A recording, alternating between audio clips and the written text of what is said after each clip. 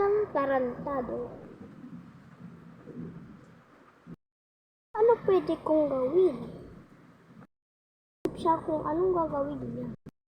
Ito na. Kung ang gagawin ko. Dito siyang gagamba. At maliit lang ito.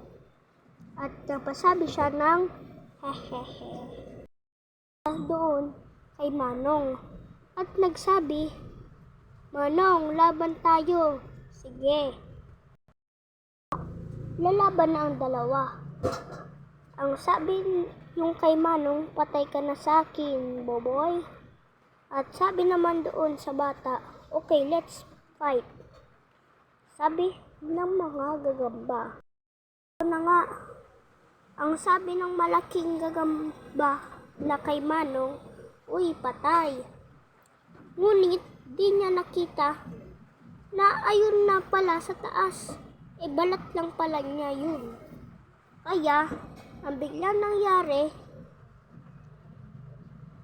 siya ang napatay at sabi ng maliit na gagamba, uy, bagsak.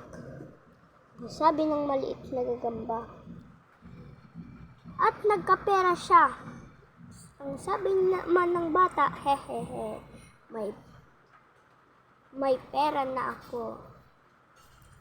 At nung pauwi siya, ay nauna si kamatayan. At di na malay ng bata, ngunit nagsagot si kamatayan. Uy bata, paalam ka na. Sabi ni kamatayan, bakit po ikaw dapat? Ang sabi ni kamatayan, bakit?